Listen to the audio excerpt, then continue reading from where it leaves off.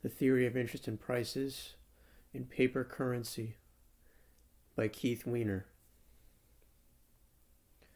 The behavior of the dollar system is non-linear and counterintuitive. In my reading, I have rarely encountered understanding of even the mechanics, much less the dynamics that drive it. Most debate is stuck on the level 0, money printing as panacea versus imminent hyperinflation. This is a tragedy because the monetary system is in the final stages of self-destruction, though not by runaway rising prices. As one would expect of any terminal patient, the pathologies are numerous and severe. We just need to take off the price blinders to see them. This is my theory of how interest and prices are set under our corrupt fiat paper system. I wrote it in 6 parts, and wrote one more paper that should also be included in the series.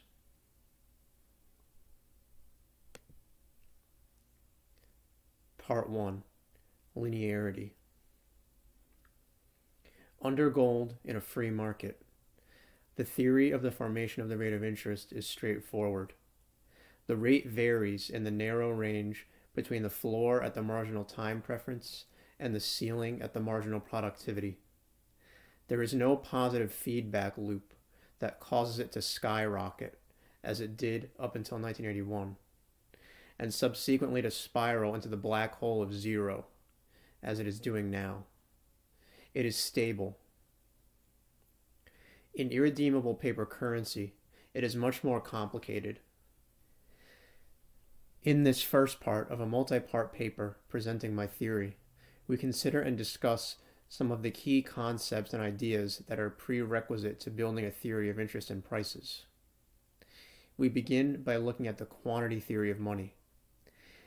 In our dissection, we will identify some key concepts that should be part of any economist's toolbox. This theory proposes a causal relationship between the quantity of money and consumer prices. It seems intuitive that if the quantity of money is doubled, then prices will double.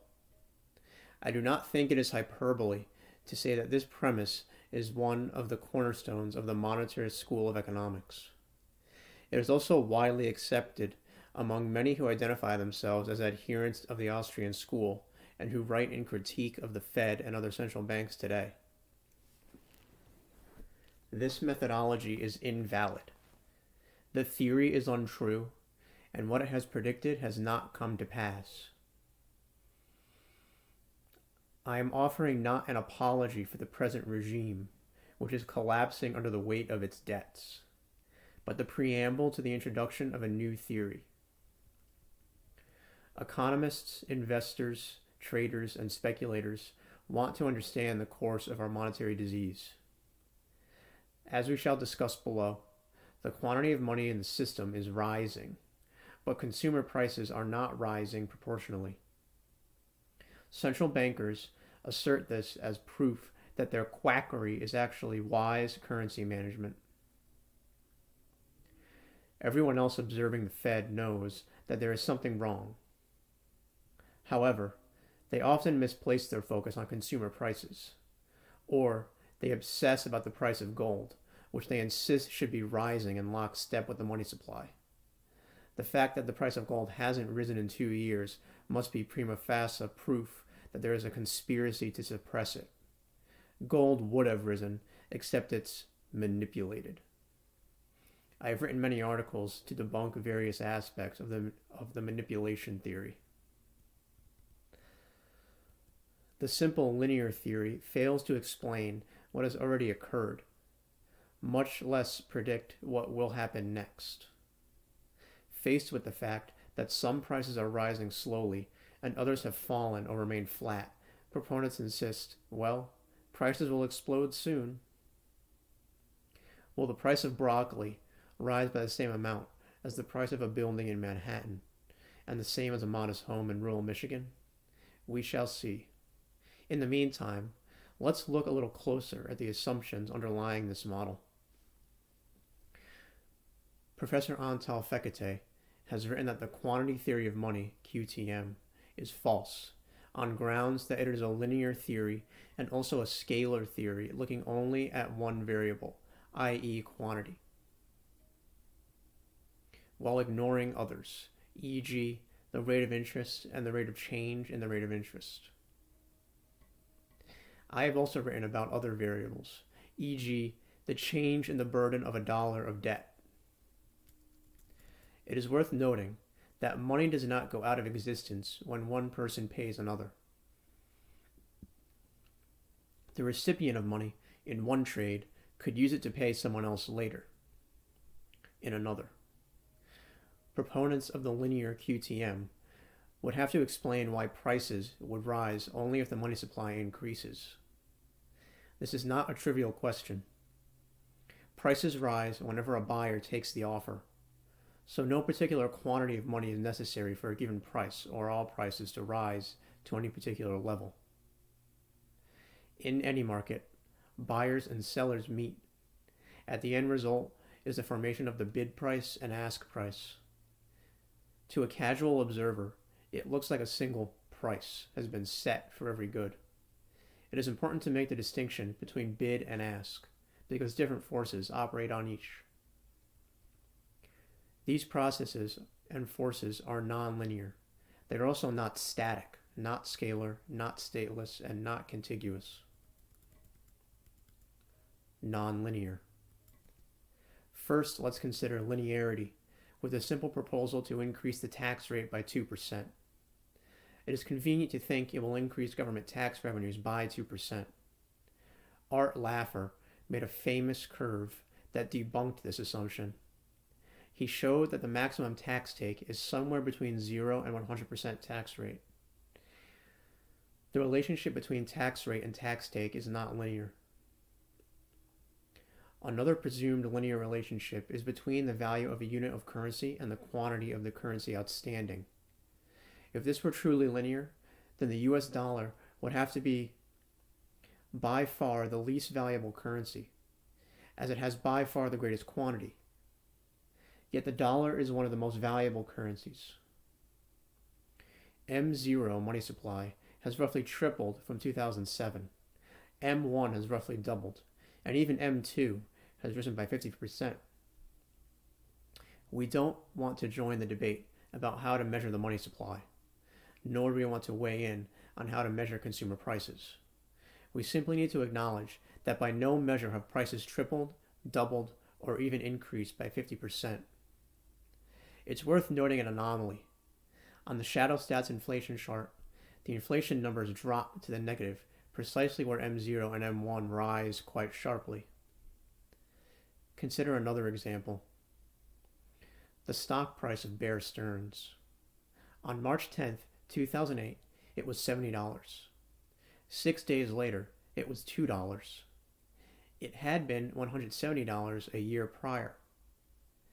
As Bear collapsed, market participants went through a non-linear and discontinuous transition from valuing Bear as a going concern to the realization that it was bankrupt. Dynamic. Some people today argue that if the government changed the tax code back to what it was in the 1950s, then the economy would grow as it did then. This belief flies in the face of changes that have occurred in the economy in the last 60 years. We are now in the early stages of a massive bust, following decades of false boom.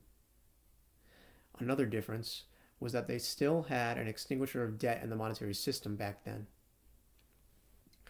I wrote a paper comparing the tax rate during the false boom, the bust that follows. The economy is not static. By definition and by nature, when a system is in motion, then different results will come from the same input at different times. For example, if a car is on the highway at cruising speed and the driver steps on the accelerator pedal, engine power will increase. The result will be acceleration.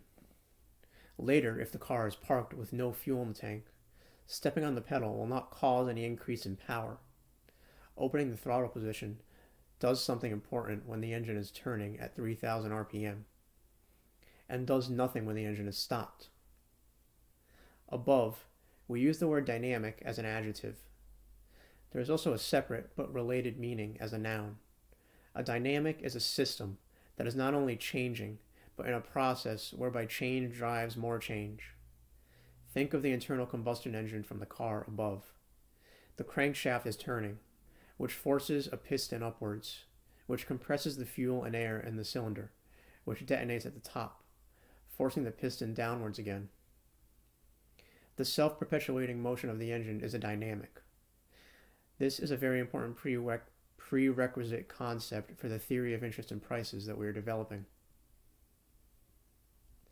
Multivariate. It is seductive to believe that a single variable, for example money supply, can be used to predict the general price level. However, it should be obvious that there are many variables that affect pricing. For example, increasing productive efficiency. Think about the capital, labor, time, and waste saved by the use of computers. Is there any price anywhere in the world that has not been reduced as a consequence? The force acting on a price is not a scalar. There are multiple forces. It should be easy to list some of the factors that go into the price of a commodity such as copper, labor, oil, truck parts, interest, the price of mineral rights, government fees, smelting, and of course mining technology.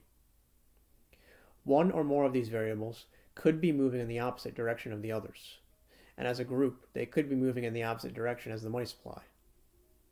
Perhaps even more importantly, the bid on copper is made by the marginal copper consumer, the one who is most price sensitive.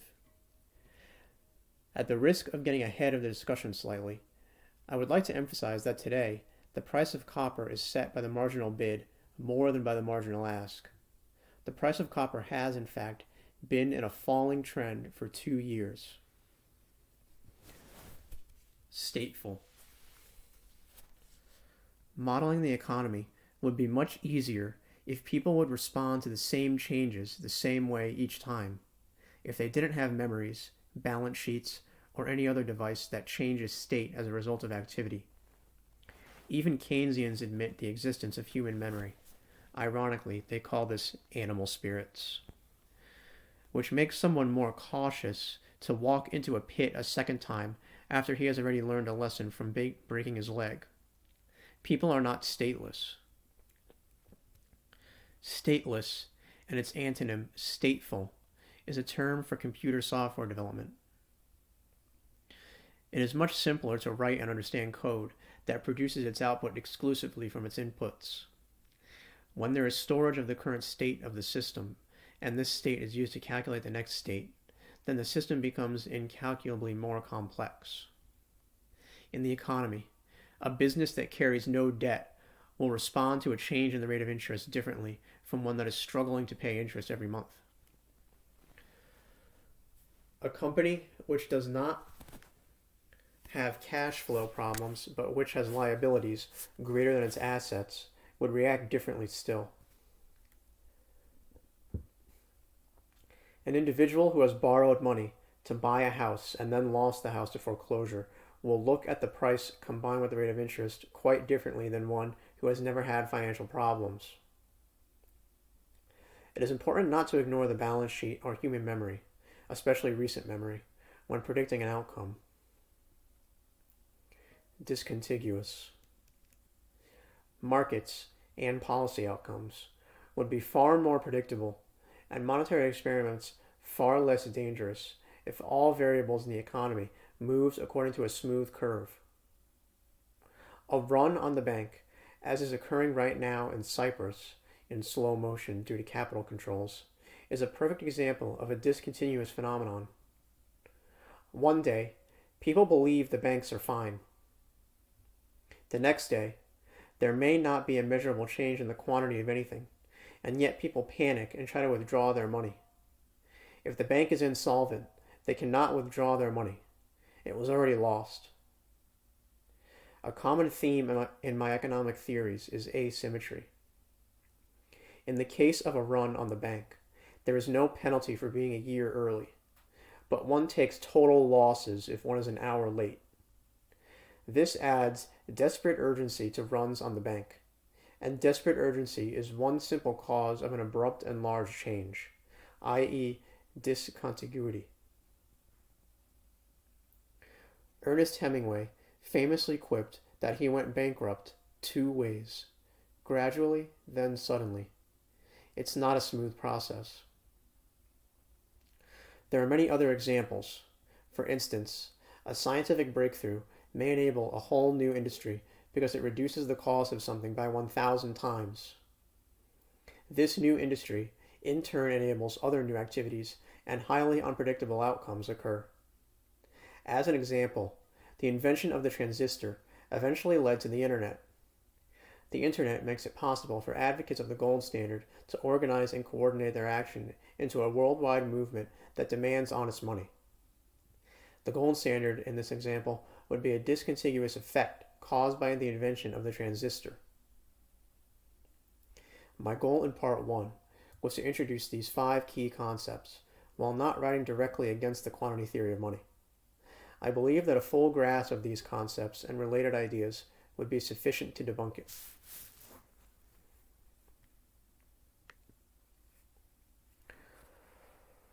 Part 2. Mechanics.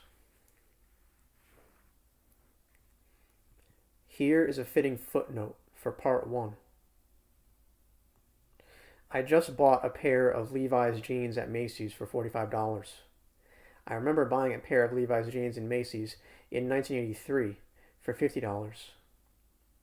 In 30 years, the price of Levi's jeans has fallen by 10%. By any conventional theory based on the money supply, the price should have risen by several hundreds of dollars. In this part, we look at some mechanics, the understanding of which is a prerequisite to the theory of interest and prices. To truly understand anything, you have to know what happens in reality step by step. This is even more important in an abstract field like monetary science. We discuss stocks versus flows, how prices are formed in a market, a broad concept of arbitrage, spreads, and how money comes into and goes out of existence. Let's drill down into a point I made in passing in part 1. It is worth noting that money does not go out of existence when one person pays another. The recipient of money in one trade could use it to pay someone else in another. Proponents of the QTM would have to explain why prices would rise only if the money supply increases. This is not a trivial question. Prices rise whenever a buyer takes the offer, so no particular quantity of money is necessary for a given price or all prices to rise to any particular level. It is seductive to respond by way of the common analogy of too much money chasing too few goods. But is that an accurate picture of how markets work?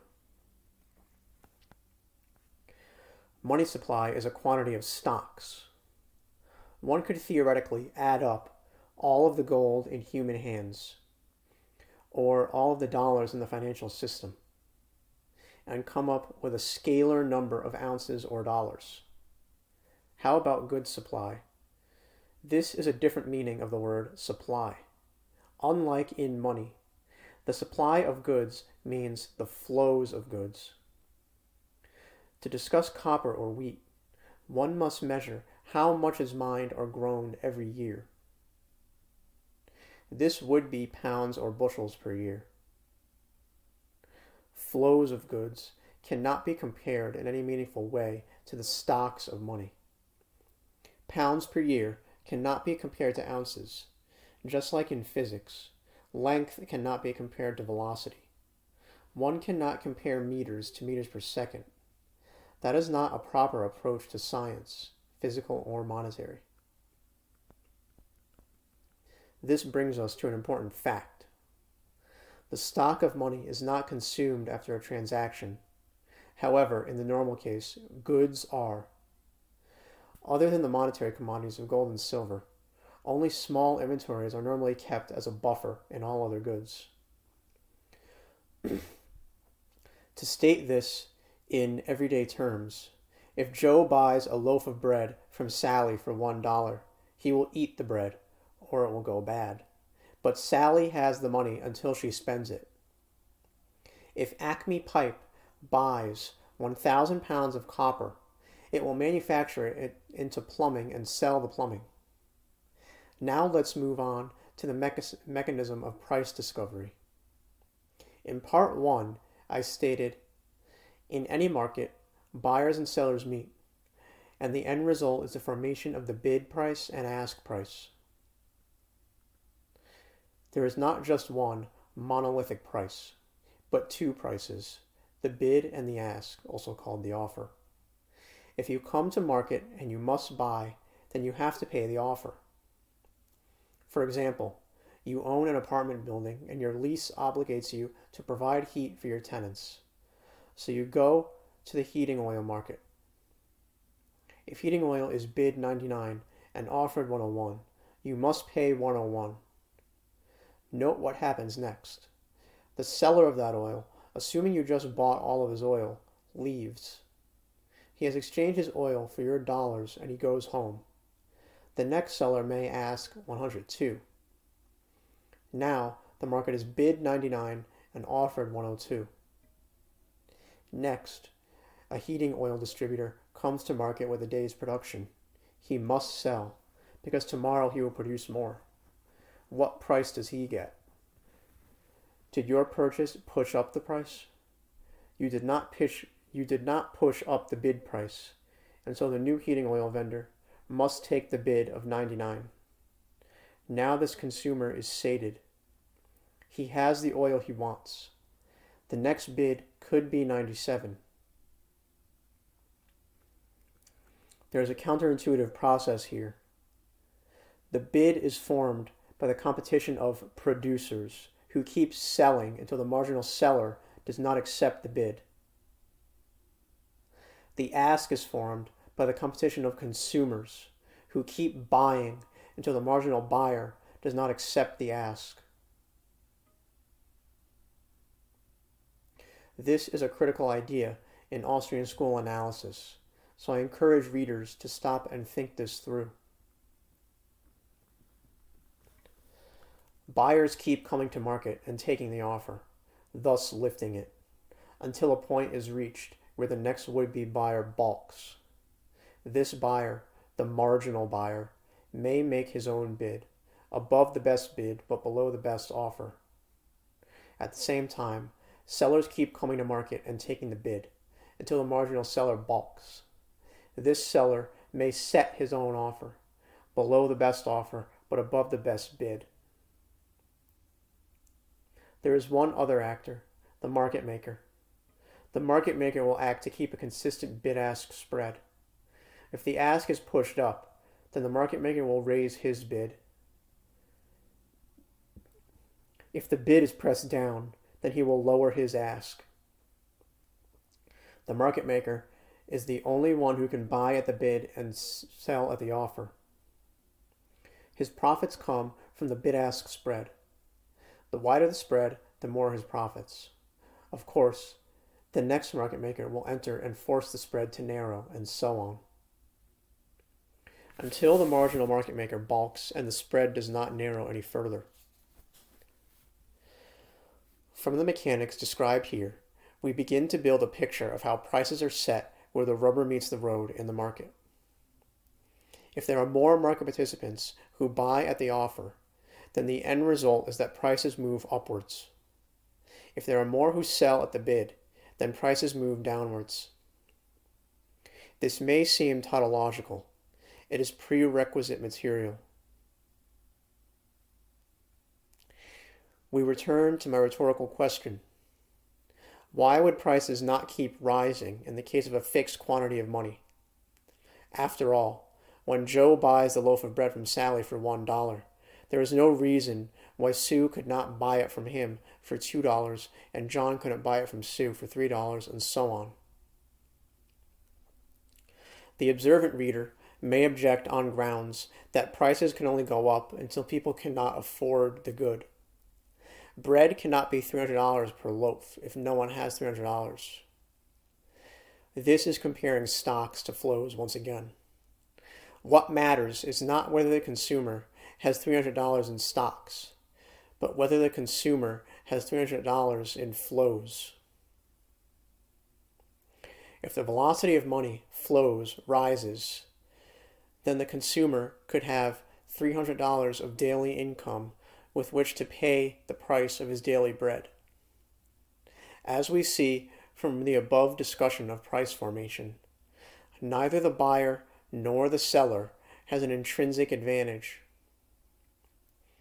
Both come to market and must accept the market price, ask or bid, respectively. Size does not add any power to the seller. If anything, the seller has a disadvantage in trying to get a price he prefers compared to the buyer. He has capital tied up in his productive enterprise and certain fixed costs like payroll that must go on whether he sells or does not sell. Holding inventory does not normally do him any good. With the exceptions of food and energy, buyers can afford to be pickier. They do not face the same problem as sellers. If they go home at the end of the day with money as opposed to goods, this is not always a problem. Without delving too deeply into this topic, I want to paint with a broad brush stroke. There is no force that guarantees a constant price even if the money supply is fixed. There are many reasons why buyers could lift the offer or sellers could press down the bid. Not only can prices rise with the same stocks of money, but they could also rise with the same flows of goods. Next, let's introduce the concept of arbitrage. People often use this term in a very narrow sense, to mean buying and selling the same good in different markets to shave off a small spread. For example, IBM stock is offered at $99.99 in London and bid at $100 in New York. So the arbitrager could simultaneously buy and sell to pocket a penny. Or in the gold market, which I write about frequently, one could buy spot gold and sell December gold for a 0.3% annualized spread. In this paper, I use the word arbitrage to refer to a much broader concept. I wouldn't fully explore it herein, but we need to discuss one relevant aspect. Let's go back to our example of the landlord. What is he doing? He is seeking to make a profit by renting out apartments to tenants. The rent is his gross revenue. How is the rent set? If he needs to rent a unit, he must take the bid. What are his costs?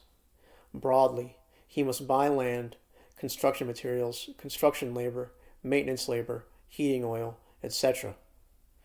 We will address later that he must pay the rate of interest on the capital. The landlord must buy these things at the offer. We can look at him as doing an arbitrage between his inputs bought at the offer and his output product sold on the bid. The landlord's spread is rent, bid, minus inputs, ask. In this light, what should be the limit of what he is willing to pay for his inputs? A bit less than the rent he receives, at most. I give this example to make it clear why we should not think the primary driver of markets is the consumer with a bank account balance as his budget. One might think of a consumer who has a total of $10. Let's suppose he would want to pay 1 cent for a loaf of bread. But if he had $100 to spend, he would pay 10 cents and so on. This is the siren song of the QTM, luring one to think that increased stocks of money must lead to higher prices. It is often stated, If everyone's bank account grew by 10x, then prices will be 10x higher. Will a middle-class consumer buy more food if he has more money? At any rate, instead of the consumer, we should think of the entrepreneur. He is an arbitrager who will not normally buy inputs unless the bid on his output affords him an acceptable margin above the offer of his inputs. What will cause consumers to raise their bid on his outputs? This is a non-trivial question that will be addressed in a later part of this paper. Up until now, we have been using the term money without regard to the distinction between gold and promises to pay, i.e. between money and credit. It is now necessary to make this distinction to continue the discussion.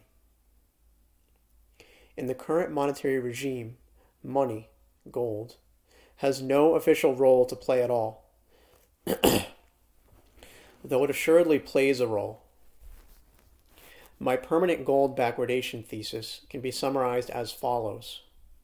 The withdrawal of the gold bid on the dollar will bring about the collapse of the dollar because dollar holders will drive prices up exponentially by using commodities to get gold. Money, gold, of course, can only come into existence via a slow and inelastic process of mining. Money does not go out of existence, though gold coins can be melted down to produce non-monetary objects. Both of these processes are themselves driven by arbitrage. When the inputs required to mine 1 ounce of gold cost less than 1 ounce, the gold miners spring into operation. When the inputs rise above 1 ounce, they shut down. When jewelry sells for more than the cost of its inputs, principally gold, labor, and perhaps gemstones, then jewelers spring into action. When monetary gold is worth more than jewelry, then it is melted down and returned to monetary form by arbitragers, known as cash for gold. Credit is an entirely different animal.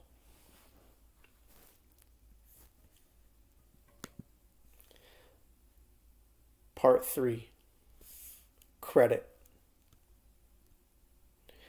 In this part, we look at how credit comes into existence via arbitrage, of course, with legitimate entrepreneur borrowers. We also look at the counterfeit credit of the central banks, which is not arbitrage. We introduce the concept of speculation in markets for government promises compared to legitimate trading of commodities. We also discuss the prerequisite concepts. Marginal time preference and marginal productivity are absolutely essential to the theory of interest and prices. That leads to the last new concept, resonance. In the gold standard, credit comes into existence when one party lends and another borrows.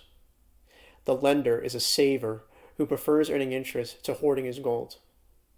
The borrower is an arbitrager who sees an opportunity to earn a net profit greater than the rate of interest. As with all markets, there is a bid and an offer, also called the ask, in the bond market. The bid and the offer are placed by the saver and the entrepreneur, respectively. The saver prefers a higher rate of interest, which means a lower bond price. Price and interest rate vary inversely. The entrepreneur prefers a lower rate and a higher bond price. Increased savings tends to cause the interest rate to fall, whereas increased entrepreneurial activity tends to cause a rise. These are not symmetrical. However, if savings fall, then the interest rate must go up. The mechanism that denies credit to the marginal entrepreneur is the lower bond price. But if savings rise, interest does not necessarily go down much. Entrepreneurs can issue more bonds. Savings is always finite, but the potential supply of bonds is unlimited. What is the bond seller, the entrepreneur, doing with the money raised by selling the bond? He is buying real estate, buildings, plant, equipment, trucks, etc. He is producing something that will make a profit that, net of all costs, is greater than the interest he must pay. He is doing arbitrage between the rate of interest and the rate of profit. It may seem an odd way to think of it, but consider the entrepreneur to be long the interest rate and short the profit rate. Looking from this perspective will help illustrate the principle that arbitrage always has the effect of compressing the spread. The arbitrager lifts the offer on his long leg and presses the bid on his short leg. The entrepreneur is elevating the rate of interest and depressing the rate of profit. Now let's move our focus to the Fed and its irredeemable dollar. The Fed exists to enable the government and favored cronies to borrow more at lower interest and without responsibility to extinguish their debts. People often use the shorthand saying that the Fed prints dollars. It is more accurate to say that it borrows them into existence, though there is no knowing lender. The Fed has the sole discretion to create these dollars ex nihilo, unlike a normal bank that must persuade a saver to deposit them. By this reason alone, the Fed's credit is counterfeit.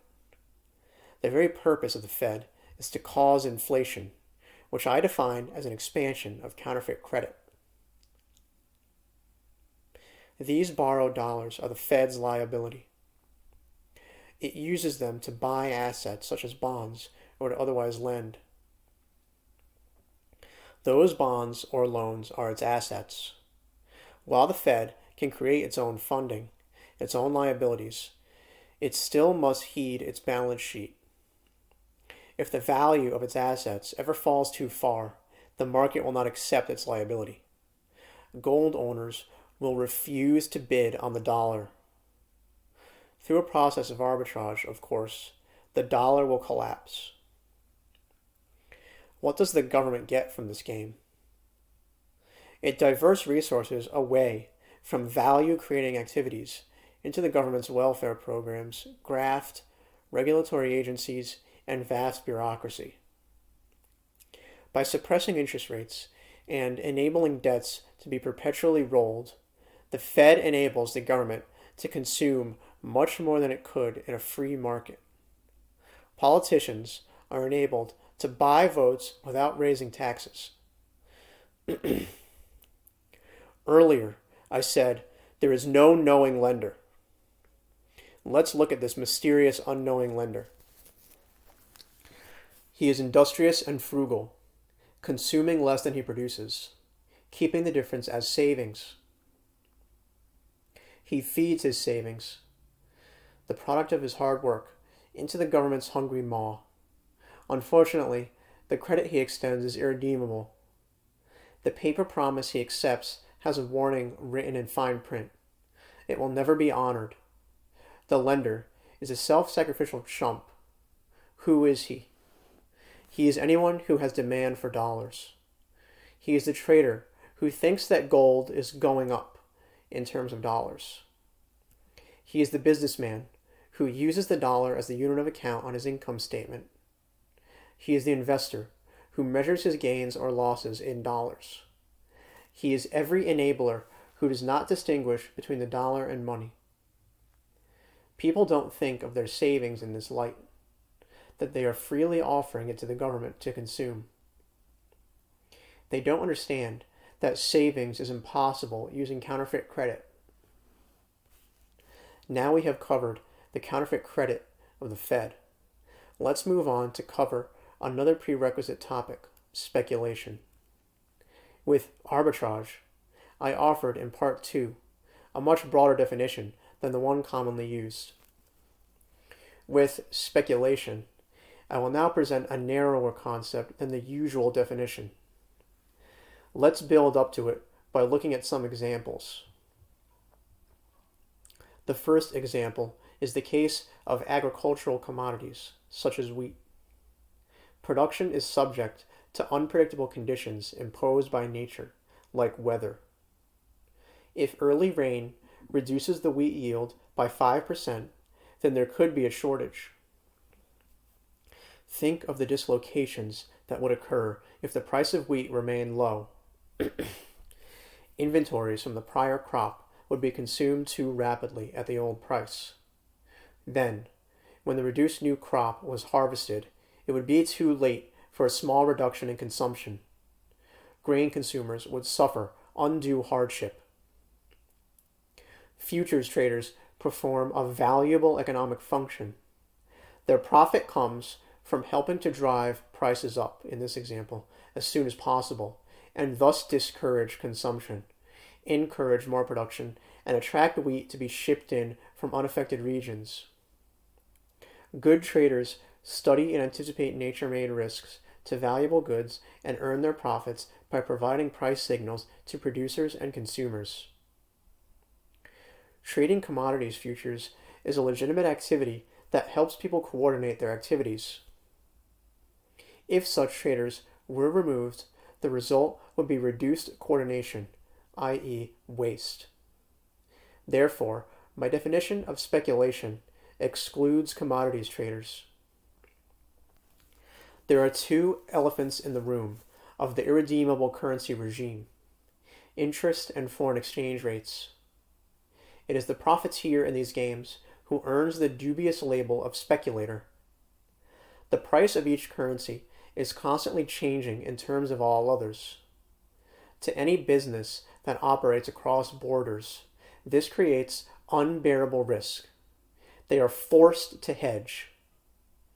The banks that provide such hedging products must themselves hedge. One result is volatile currency markets. The rate of interest presents the other big man-made risk. Unlike in gold, interest in irredeemable paper is always changing and is often quite volatile. For example, the interest rate on the 10-year Treasury bond has gone from 1.63 to 2.16% just during the month of May. As with currencies, there is a big need to hedge this risk, and hence a massive derivatives market. Naturally, volatility attracts traders, in this case, the speculators. Their gains are not from profits from anticipating natural risks to the production of real commodities. They are not skilled in responding to nature. They are front-runners of the artificial risks created by the next move of the government or central bank. Worse still, they seek to influence the government and central bank to act favorably to their interests.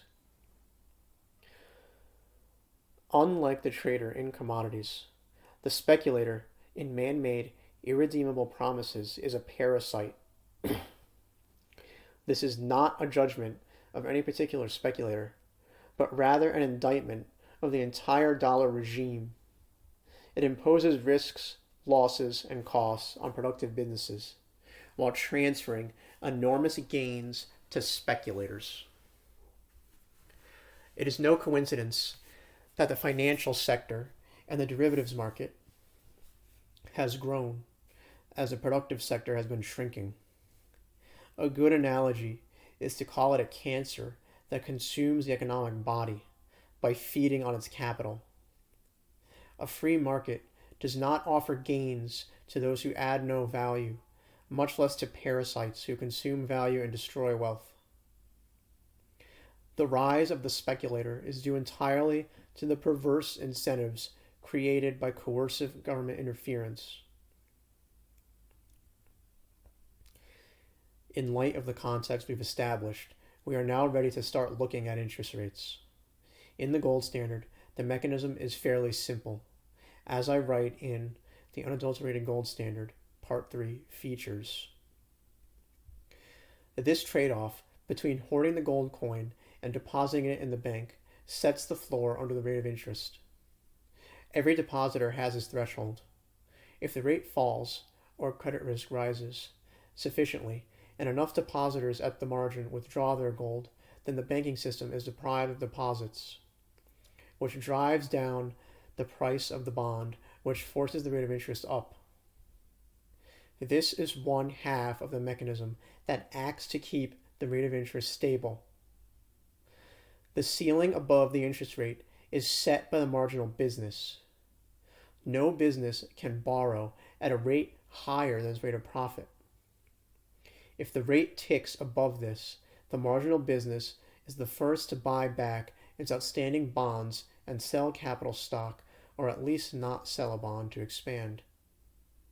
Ultimately, the marginal businessman may liquidate and put his money into the bonds of a more productive enterprise. To state this in more abstract and precise terms, the rate of interest in the gold standard is always in a narrow range between the marginal time preference and marginal productivity. The phenomena of time preference and productivity do not go away when there are legal tender laws. The government attempts to disenfranchise savers, to remove their influence over the rate of interest and their power to contract banking system credit. In the gold standard, when one redeems a bank deposit or sells a bond, one takes home gold. This pushes up the rate of interest and forces a contraction of banking system credit. The reason to do this is because one does not like the rate of interest, or one is uncomfortable with the risk. It goes almost without saying that holding one's savings in gold coins is preferable to lending with insufficient interest or excessive risk. By contrast, in irredeemable currency, there is no real choice. A dollar bill is a zero-yield credit. If one is forced to take the credit risk, then one might as well get some interest. Unlike gold, there is little reason to hoard dollar bills. The central planners may impose their will on the market. It is within their power to distort the bond market, but they cannot repeal the law of gravity, increase the speed of light, or alter the nature of man. The laws of economics operate even under bad legislative law. There are horrible consequences to pushing the rate of interest below the marginal time preference, which we will study later in this series. The saver is not entirely disenfranchised. He can't avoid harm, but his attempt to protect himself sets quite a dynamic in motion. It should also be mentioned that speculators affect and are affected by the market for government credit. Their behavior is not random nor scattered. Speculators often act as a herd, not being driven by arbitrage, but by government policy. They anticipate and respond to volatility. They can often race from one side of a trade to the other, en masse. This is a good segue to our final prerequisite. The linear quantity theory of money tempts us to think that when the Fed pumps more dollars into the economy, this must cause prices to rise. If there were an analogous linear theory of airplane flight, it would predict that pulling back on the yoke under any circumstance would cause the plane to climb. Good pilots know that if the plane is descending in a spiral, pulling back will tighten the spiral. Many an inexperienced pilot has crashed from making this error. The Fed adds another confounding factor. Its pumping is not steady, but pulsed, both in the short and the long term. Their dollar creation is not steady and smooth. Short term, they buy bonds on some days, but not others. Long term, they sometimes pause to assess the results. They know there are leads and lags. They also provide verbal and non-verbal signals to attempt to influence the markets. In a mechanical or electrical system, a periodic input of energy can cause oscillation. Untitled Fecate first proposed that oscillation occurs in the monetary system. Here he compares it to the collapse of an infamous bridge. It is hyperdeflation currently. The Fed is desperately trying to fight it, but all is in vain. We are on a roller coaster ride, plunging the world into zero velocity of money and into barter. In my lectures at the New Austrian School of Economics, I point out the similarity with the collapse of the Tacoma Bridge in 1941. I will end with a few questions. What happens if the central bank pushes the rate of interest below the marginal time preference? Could this set in motion a nonlinear oscillation? If so, will this oscillation be dampened via negative feedback akin to friction? Or will periodic inputs of credit inject positive feedback into the system, causing resonance?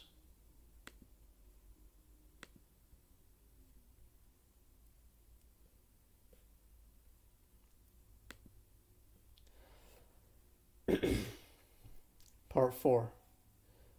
Rising cycle. Part 3 ended with a question. What happens if the central bank pushes the rate of interest below the marginal time preference? To my knowledge, Untitled Fecate was the first to ask this question. It is now time to explore the answer. We are dealing with a cycle. It is not a simple or linear relationship between quantity X and quantity Y, much to the frustration of students of economics and central planners. The cycle begins when the central bank pushes the rate of interest down, below the rate of marginal time preference. Unlike in the gold standard, under a paper currency, the disenfranchised savers cannot turn to gold. Perhaps it has been made illegal, as it was in the U.S. from 1933 to 1975. Or it could merely be taxed and creditors placed under duress to accept repayment in irredeemable paper. Whatever the reason, the saver cannot perform arbitrage between the gold coin and the bond, as he could in the gold standard. He is trapped. The irredeemable paper is a closed-loop system. The saver is not entirely without options, however. He can buy commodities or finished goods. I can distinctly recall as a boy in the late 1970s when my parents would buy cans of tuna. They would buy 50 or 100 cans. We ate tuna on Sunday, 2 cans. Prices were rising very rapidly, and so it made sense to them to hold capital in the form of food stocks rather than dollars. Indeed, prices rose so frequently that grocery stores were going to the expense of manually applying new price stickers on top of the old ones on inventory on the shelves. This is extraordinary because grocers sell through inventory quickly. Some benighted people began agitating for a law to prohibit this practice, perhaps descendants of King Canute, reputed to have ordered the tide to recede. Consumers are not the only ones to play the game. And they don't have a direct impact on the rate of interest. Corporations also play. When the rate of interest is below the rate of marginal time preference, we know that it is also below the rate of marginal productivity. Corporations can sell bonds in order to buy commodities. They can also accumulate inventory buffers of each input, partially completed items at each state of production, and finished products. What happens if corporations are selling bonds in order to expand holdings of commodities and goods made from commodities? If this trade occurs at large enough scale, it will push up the rate of interest as well as prices. Let the irony sink in. The cycle begins as an attempt to push interest rates down. The result is the opposite. Analysts of this phenomenon must be aware that the government or its central bank cannot change the primary trend. They can exaggerate it and fuel it.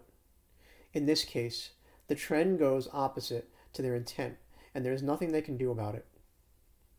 King Canute cannot do anything about the waves either. Wait. The problem was caused when interest was pushed below time preference. Now interest has risen. Are we out of the woods yet? No. Unfortunately, marginal time preference rises. Everyone can see that prices are rising rapidly, and in such an environment are no longer satisfied with the rate of interest that they had previously wanted. The time preference to interest spread remains inverted. This is a positive feedback loop. Prices and interest move up, and then this encourages another iteration of the same cycle. Prices and interest move up again. Positive feedback is very dangerous because it runs away very quickly. Think of holding an electric guitar up to a loudspeaker with the amplifier turned up to 10. The slightest sound is amplified, and the slightest sound is amplified, and the fed back and amplified until there is a horrible squeal. Electrical systems contain circuits to prevent self-destruction. But alas, there is no such thing in the economy. There are, however, other factors that begin to come into play. The regime of irredeemable currency forces actors in the economy to make a choice between two bad alternatives. One option is to earn a lower rate of interest than one's preference.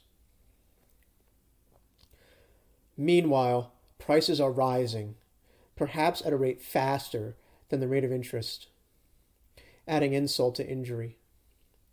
As the interest rate rises, it imposes capital losses on bondholders. Bonds were once called certificates of confiscation. There is but one way to avoid the losses meted out to bondholders. One can hold commodities and inventory. There is a problem with this alternative too. Marginal utility of commodities and inventory is rapidly falling. This means that the more one accumulates, the lower the value of the next unit of the good. This is the negative feedback. Another problem is that it is not an efficient allocation of capital to lock it up in illiquid inventory. Sooner or later, errors in capital allocation accumulate to the harm of the enterprise. There is another problem with commodity hoarding. Unlike gold hoarding, which harms no one, hoarding of goods that people and businesses depend on hurts people. As we shall see below, growth in hoarding is not sustainable. What the economy needed was an increase in the interest rate. An unstable dynamic that causes prices to rise along with interest rates is no substitute. The choice between losing money in bonds versus buying more goods that one needs less and less is a bitter choice. The choice is imposed on people as an unintended, like all the negative effects of central planning, consequence of the central bank's attempt to drive interest rates lower. I propose that this should be called Fecate's dilemma, in the vein of the Triffin dilemma and Gibson's paradox. Another negative feedback factor is the rising interest rates destroy productive enterprises. Consider the example of a company that manufactures TVs. When they built the factory, they borrowed money at 6%. With this cost of capital, they are profitable. Eventually, the equipment becomes worn out and or obsolete. Black and white TVs are no longer in demand by consumers who want color. making color TVs requires new equipment. Unfortunately, at 12% interest, there is no way to make a profit. Unable to continue making a profit on black and white, and unable to profitably start making color, the company folds. The more the interest rate rises, and the longer it remains high, the more companies go bankrupt.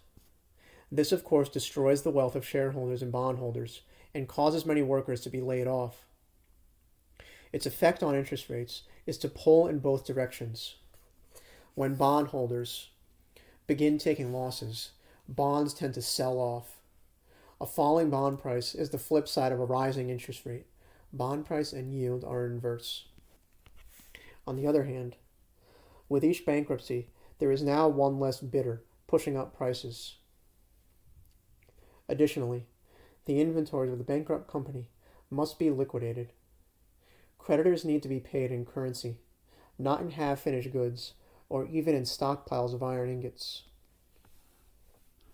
A third factor is that a rising interest rate causes a reduced burden of debt for those who have previously borrowed at a fixed rate, such as corporations who have sold bonds. They could buy back their own bonds and realize a capital gain, or, especially if the price of their own product is rising, they have additional capacity to borrow more to finance further expansion of their inventory buffers. This will tend to be a positive feedback. These three phenomena are by no means the only forces set in motion by the initial suppression of interest rates. The takeaway from this discussion should be that one must begin one's analysis with the individual actors in the economy and pay attention to their balance sheets, as well as their profit and loss. The above depiction of a rising cycle, where rising interest rates drive rising prices, and rising prices drive rising interest rates, is not merely hypothetical. It is a picture of what happened in the U.S. from 1947 to 1981. Many people predicted that the monetary system was going to collapse in the 1970s. It may have come very close to that point. The Tacoma Narrows Bridge swung to one side before moving even more violently to the other. The dollar might have ended with prices and interest rates rising faster and faster until it was no longer accepted in trade for goods. But this is not what in fact occurred. Things abruptly turned around. Fed Chairman Paul Volcker is now credited with breaking the back of inflation. Interest rates did indeed spike up briefly to about 16% on the 10-year Treasury in 1981. After that, they fell, rose once more in 1984, and then settled into a falling trend with some volatility that continues through today. But remember what we said above, that a central bank can exaggerate the trend, but it cannot reverse it. Interest rates and prices had peaked. When the marginal utility of each additional unit of accumulated goods falls without bound, it eventually crosses the threshold of zero marginal utility. Then it can no longer be justified. Meanwhile, bankruptcies, with their forced liquidations, increase. A final upward spike of interest rates discourages any further borrowing. What company can borrow at such extreme rates of interest and still make a profit? At last, the time preference to interest spread is back to normal. Interest is above the time preference. Unfortunately, there is another problem that causes the cycle to slam into reverse. The cycle continues its dynamic of destroying wealth, confounding central planners and economists. The central planning fools think that they can magically gin up some more credit money or extract liquidity somehow to rectify matters. Surely, they think, they just have to find the right money supply value. Their own theory acknowledges that there are leads and lags, so they work their equations to try to figure out how to get ahead of the cycle. A blind man would sooner hit the bullseye of an archery target.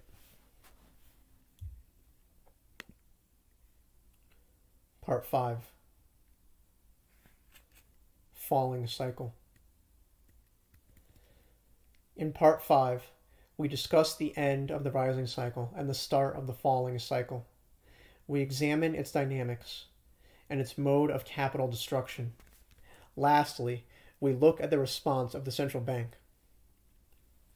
It is not possible to pay debts with inventories of completed or partially completed product, nor even with raw commodities. In order to circulate as money, a good must have an extremely narrow bid-ask spread. Commodities have a wide spread, especially in the environment of the late stages of the rising cycle. Liquidations are pushing the bid down. The ask side is still being pushed up by those businesses which are still buying. Work in progress, of course, could not be sold, except to another company in the same industry. Recall that the rising cycle is driven by selling bonds to build inventories. This creates a conflict. The desire to accumulate more inventories because prices are rising rapidly versus the need for cash to service the debt. In any conflict between want and need, between speculation and leverage, the latter must win in the end.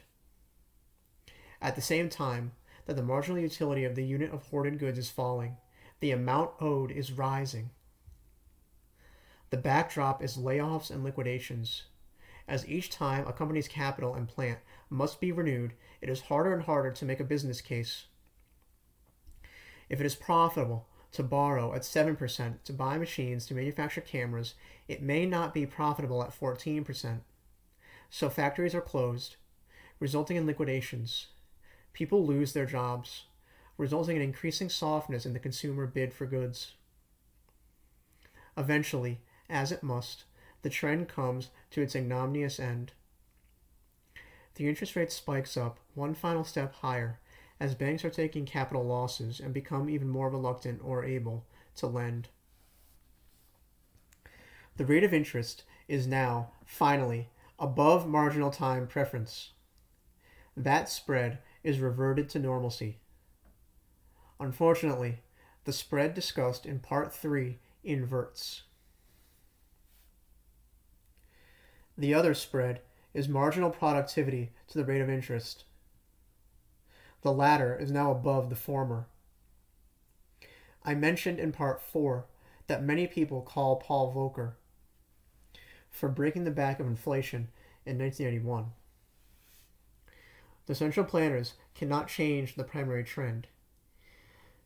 And in any case, the problem was not caused by the quantity of money. So the solution could not have been reducing the money supply.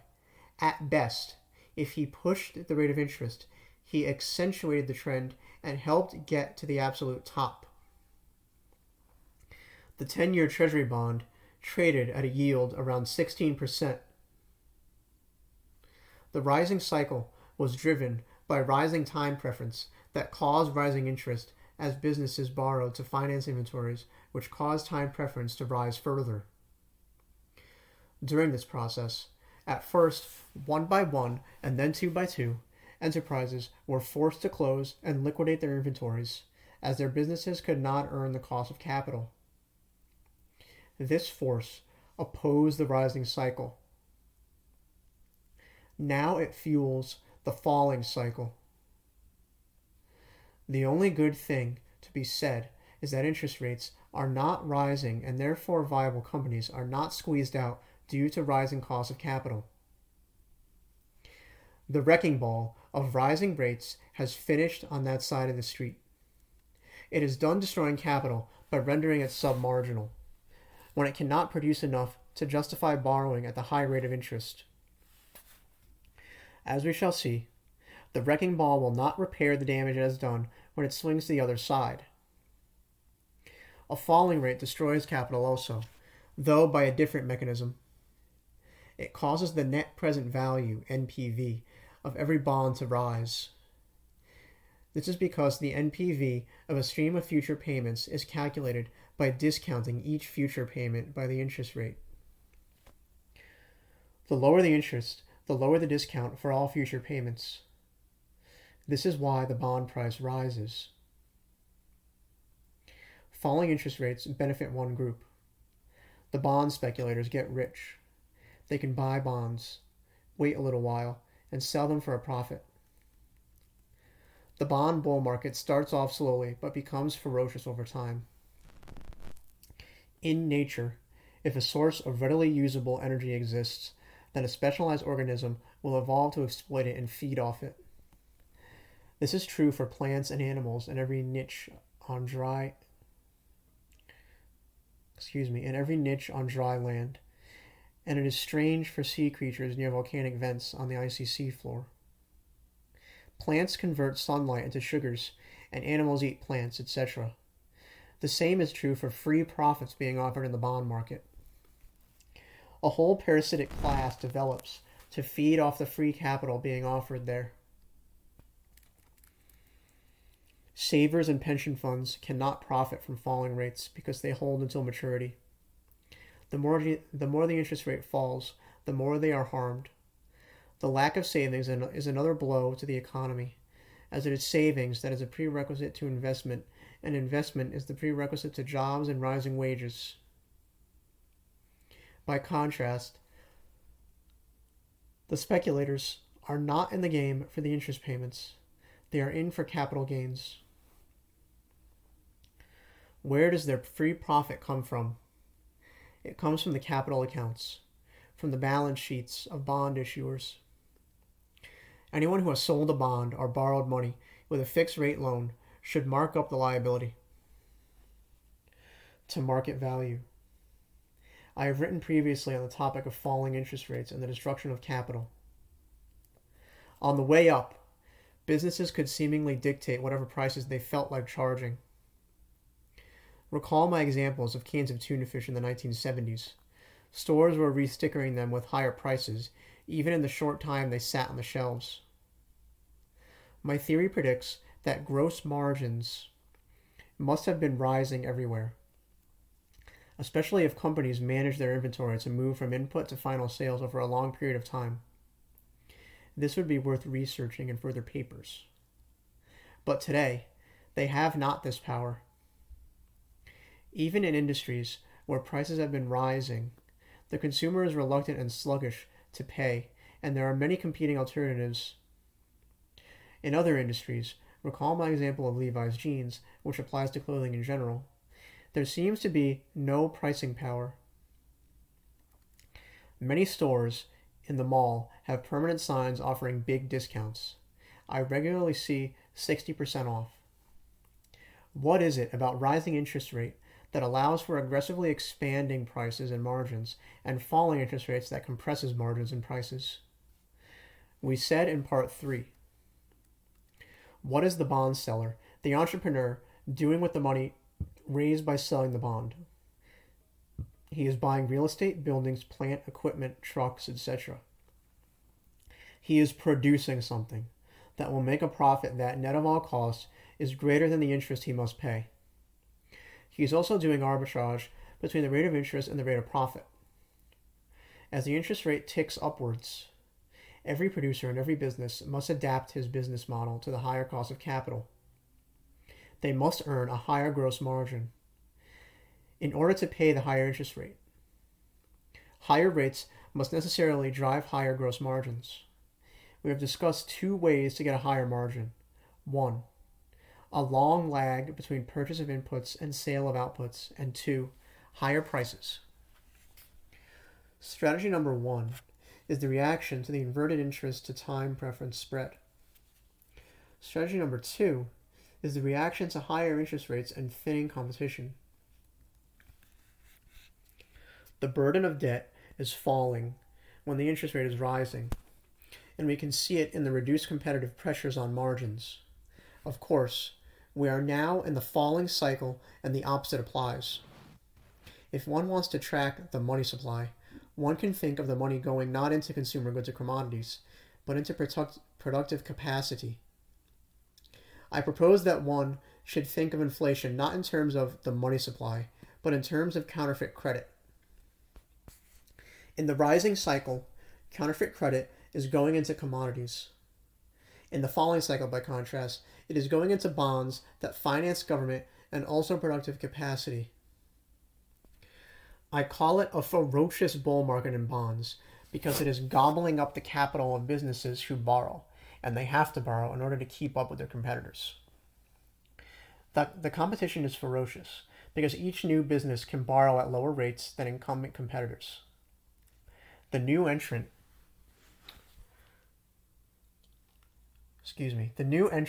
has a permanent competitive advantage over the old.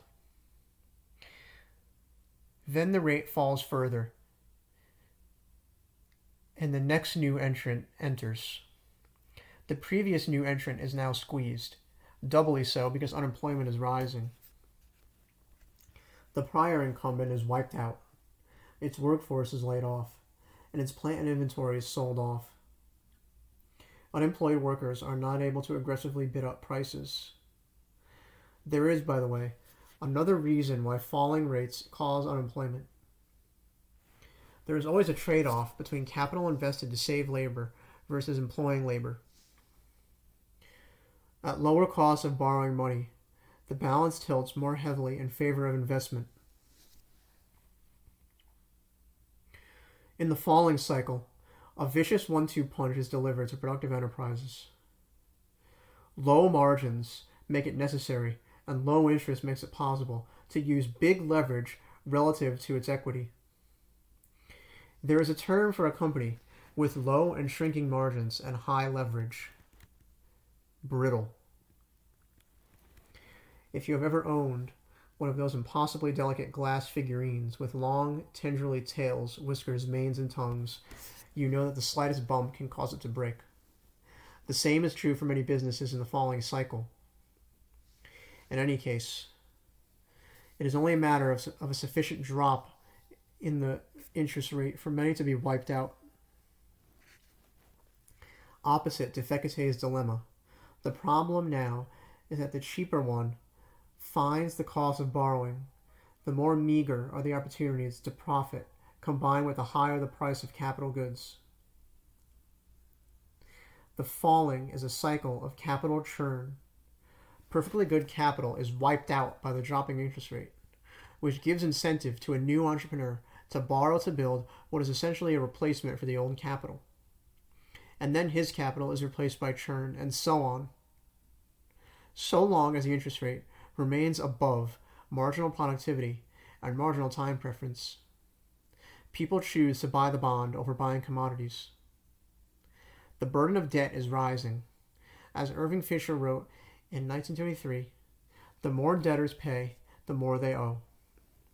It is better to be a creditor than a debtor, until the debtor defaults. Businesses, struggling under this burden, do everything possible to squeeze inventory and fix capital out of their businesses and buy back some of their debt. This adds more oil to the fire of rising bond prices and falling interest rates. It is no coincidence that lean, the Toyota way, began to widely adopted in the 1980s. It was not well suited to the rising cycle of the post-World War II era, but it was demanded by the falling cycle after Volcker. Meanwhile, the central bank is not idle. What does every central bank in the world say today? They are fighting the monster of deflation. How? They want to increase the money supply. How? They buy bonds. The bond bull market is ferocious indeed. Of note, the last falling cycle ended just after World War II. The situation today is unlike that of 1947. One key difference is that credit expansion to fuel the falling cycle was limited by the ties to gold that were still partially in place after FDR's 1933 gold confiscation and kept in place in the Bretton Woods Treaty in 1944. Today, there is no such constraint, and so the end of the falling cycle will be quite different, as we explore in Part 6. Part 6. The End. In this part, we look at the end, At the beginning of part 1, I noted in passing that we now have a positive feedback loop that is causing us to spiral into the black hole of zero interest. In astrophysics, the theory says that a black hole is a singularity with infinite gravity at the center. There is a radius called the event horizon, and everything including light that gets inside this radius is doomed to crash into the singularity. For years, I have been thinking that this is a perfect analogy to the falling rate of interest. At zero interest on long-term debt, the net present value is infinite. There is a positive feedback loop that tends to pull the rate ever downward, and the closer we get to zero, the stronger the pull. But an analogy is not a mechanism for causality. In the fall of 2012, I attended the Cato Institute Monetary Conference. Many of the presenters were central bankers, past or present, or academics who specialize in monetary policy. It was fascinating to hear speaker after speaker discuss the rate of interest. They all share the same playbook. They all follow the Taylor rule, and indeed John Taylor himself presented, and they were all puzzled or disappointed by Fed Chairman Bernanke not raising interest rates. Their playbook called for this to begin quite a while ago now, based on GDP and unemployment, and other variables that are the focus of the monetarists. Then it clicked for me. The chairman is like the Wizard of Oz. He creates a grand illusion that he is all-powerful. When he bellows, markets jump.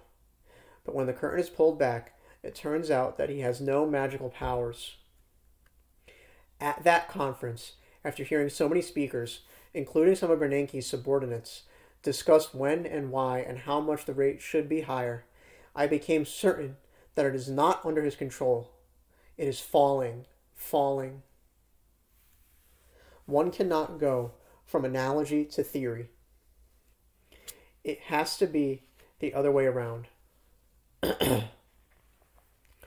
And yet, the black hole analogy corresponds to the falling rate in several ways. First, zero interest is like a singularity. I have repeatedly emphasized the fact that debt cannot be paid off. It cannot go out of existence. It is only shifted around.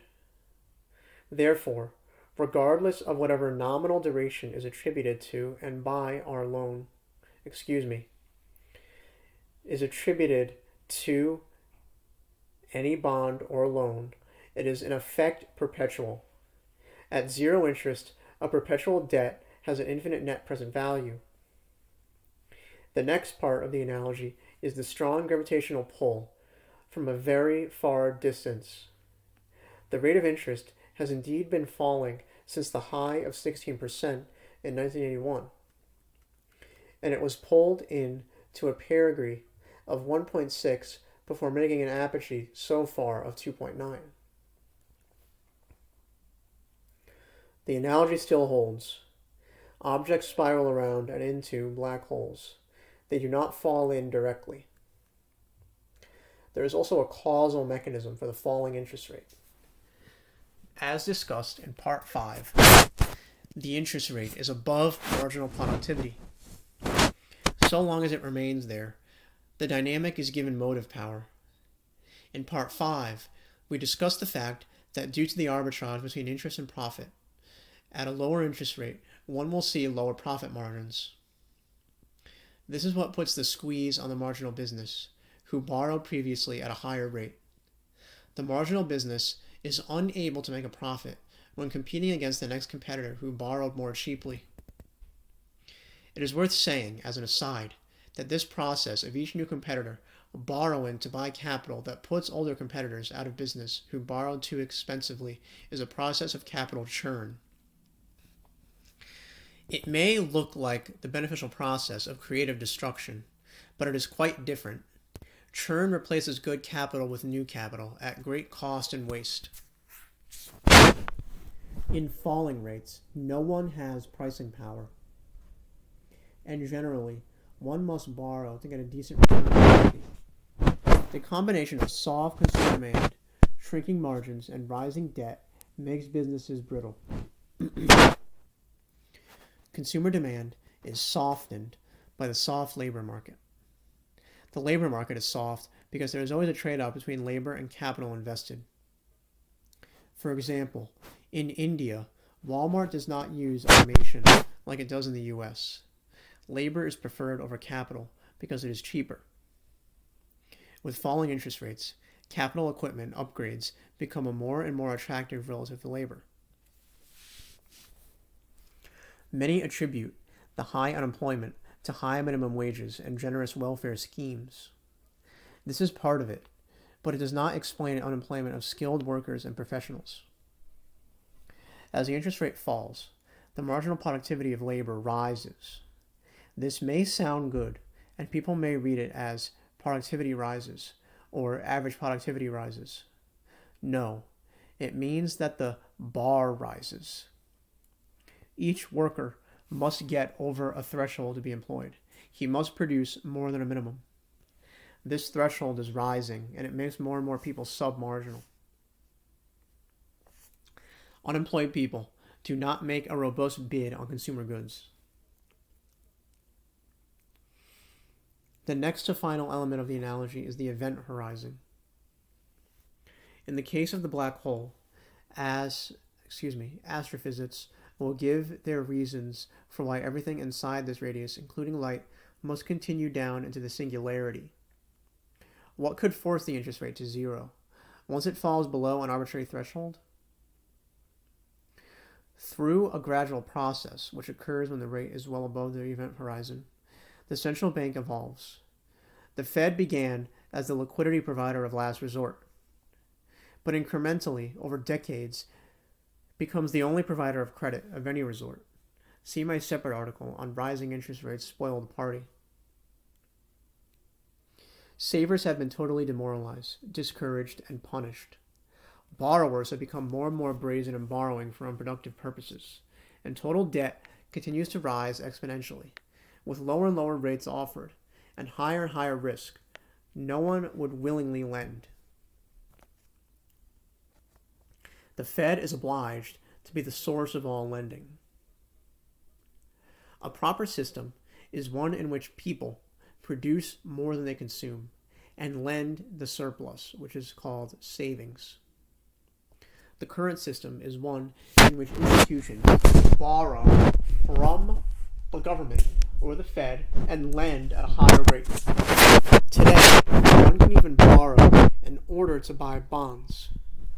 Most in the financial industry shrug when I jump up and down and wave my arms about this practice. Other than a bank borrowing from depositors with scrupulously matched duration, there should not be borrowing to buy bonds. A free market would not offer a positive spread to engage in this practice. And rational savers would withdraw their savings if they got wind of such a scheme. Thus, the system devolves.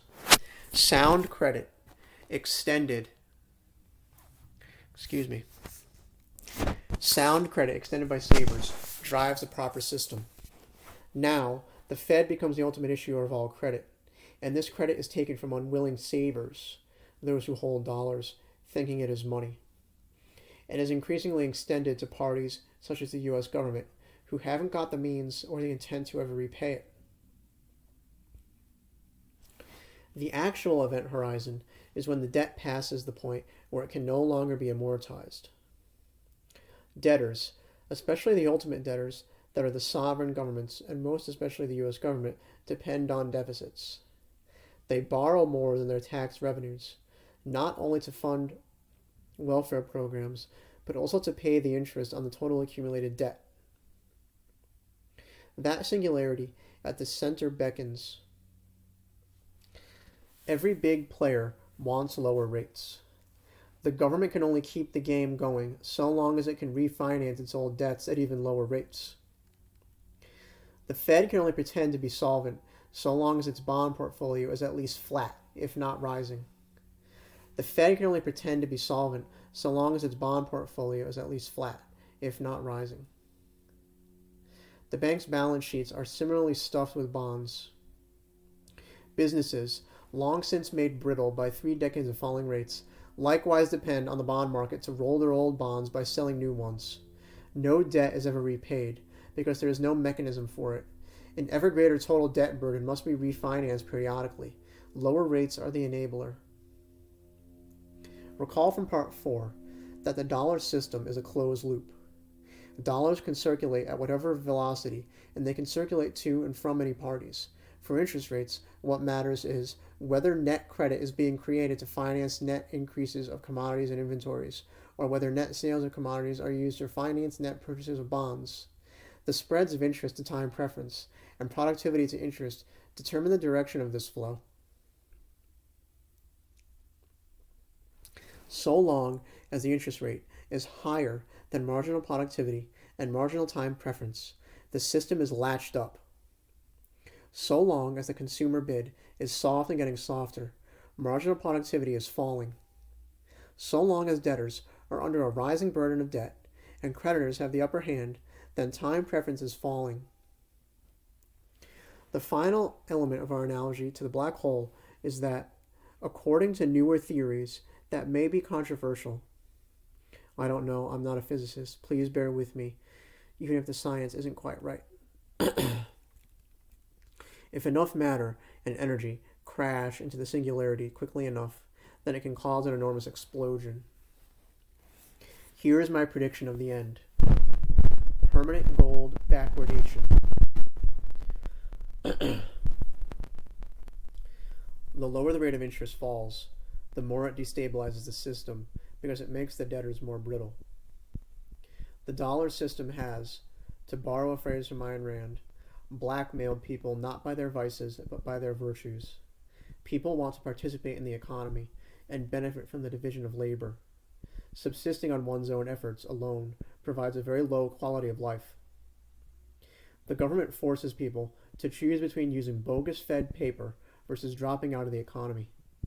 People naturally choose the lesser of these two evils. But as the rate of interest falls, as the nominal quantity of debt rises, as the burden of each dollar of debt rises, and as the debtors incur ever greater risks, the marginal saver reaches the point where he prefers gold without a yield and with price risk too, over bonds even with a yield.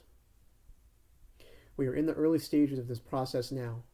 A small proportion of the population of Western countries is buying a little gold, typically a small proportion of their savings. What happens when this process accelerates, as it must inevitably do? What happens when people will borrow dollars to buy gold, as they had borrowed dollars to buy commodities in the post-war period? By then, the bond markets may be so volatile that this could cause a spike in interest rates. Or it may not. It will pull all the remaining gold out of the bullion market and into private hoards. At that point, gold will begin to plunge deeper and deeper into backwardation.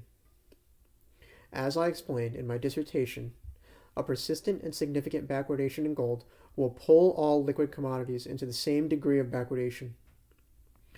Desperate, panicky people will buy commodities not to hoard them or to consume them, but as a last resort to get through the side window into gold after the front door is closed.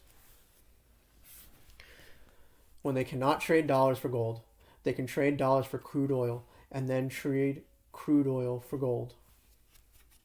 Of course, this will very quickly drive the prices of all commodities in dollars to rapidly skyrocket to arbitrary levels. At that point, there could even be a short-lived rising cycle where people sell bonds to buy commodities, or this may not occur. It may be over and done too quickly. In any case, this is the final death rattle of the dollar. People will no longer be able to use the dollar in trade, even if they are willing, which is quite a stretch. Then the interest rate in dollars will not matter to anyone. My description of this process should not be taken as a prediction that this is imminent. I think this process will play out, within weeks once it gets underway. But that the starting point is still years away. The interest rate on the 10-year Japanese government bond fell to 80 basis points. I think that the rate of the U.S. Treasury can and will likely go below that. We must continue to watch the gold basis for the earliest possible advance warning. This completes the series on interest and prices. There is obviously a lot more to discuss, including the yield curve and what makes it abruptly flip between normal and inverted, and of course, mini rising cycles within the major falling cycle, such as the one that is occurring as I write this. I would welcome anyone interested in doing work in this area to contact me at keith@goldstandardinstitute.us.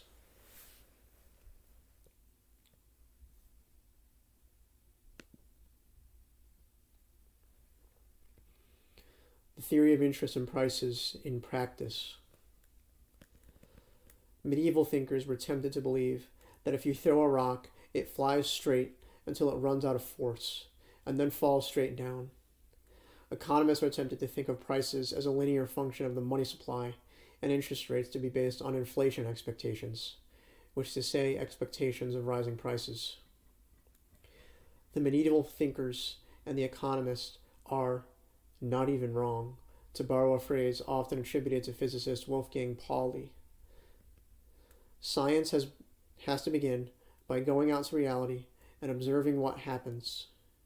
Anyone can see that in reality, these tempting assumptions do not fit what occurs. In my series of essays on interest and prices, I argue that the system has positive